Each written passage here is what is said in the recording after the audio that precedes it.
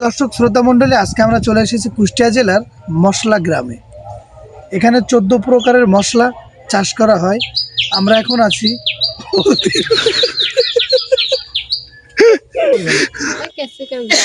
ঝাল তো অনেক বড় বড় হয়,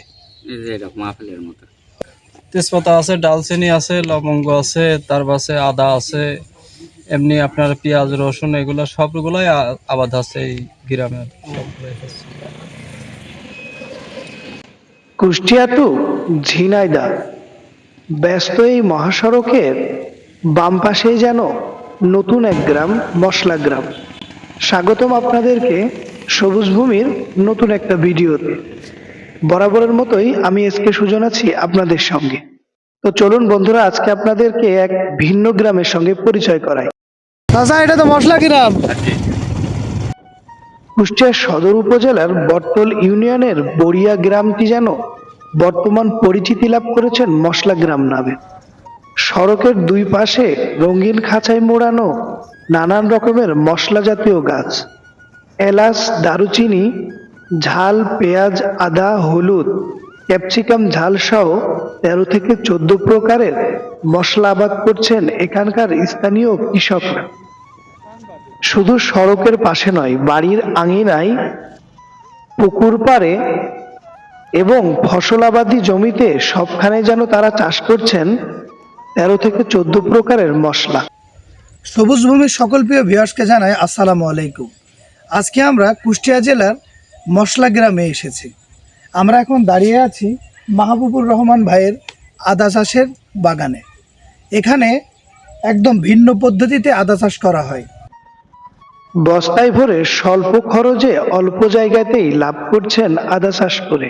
তো চলুন বন্ধুরা, আমরা এখানকার স্থানীয় চাষিদের সঙ্গে একটু কথা বলি। না, আলাদা নার্সারি না, আমি নার্সারি থেকে কিনে ব্যবসা করি। ও, আপনাদের এই যে মশলা গ্রামে আমরা আসলাম, জি। এখানে কত প্রকারের মশলা চাষ করা হয়? এখানে মনে হয় 12-13 প্রকারের মশলা আছে এখানে। আছে না? কি কি মশলা, একটু নামগুলো বলবেন? তেজপাতা আছে, ডালচিনি আছে, লবঙ্গ আছে, তার পাশে আদা আছে, এমনি আপনার পেঁয়াজ রসুন এগুলো সবগুলাই আবাদ আছে এই গ্রামের। তাতে কাকা, বাণিজ্যিক ভাবে আপনাদের কি অবস্থা? ভালো তো, এই জিনিসটা উদ্যোগ নিয়ে সরকার করেছে ভালো। এটা তো সরকারি প্রজেক্ট। সরকারি প্রজেক্ট খুব ভালো কাজ করেছে। তো এগুলো তো অন্য কোথাও নেই, তো এই এলাকায় দেখতেছি ভালো। রঙিন খাঁচায় বেড়ে উঠছে তেজপাতা গাছ। ঠিক রাস্তার দুধারে রং বেরঙের খাঁচার কারণে গ্রামটির সৌন্দর্য বৃদ্ধি পেয়েছে আরো দ্বিগুণ। এছাড়াও এই গ্রামে ক্যাপসিকাম ঝাল এবং টমেটোর চাষ করা হয়। এখানে আপনারা হলো কি চাষ করার জন্য এটা তৈরি করতেছেন? ঝাল, টমেটো। ও, এখানে কি ঝাল চাষ করেন? ক্যাপসিকাম ঝাল। এই আর এইগুলো মেশিনগুলো দিয়েছে সরকার থেকে। ও, সরকার থেকে আর কোনো অনুদান পান নাকি আপনারা? পাই। এই এই চাষে আবাদের জন্য এখনো চারা টারা দেন নি ভাই? চারা আসবে, চারা আসবে না এখনো চারা মনে হয় জোগায়নি, সে চারা আবার দিবি, তারপরে লাগবে।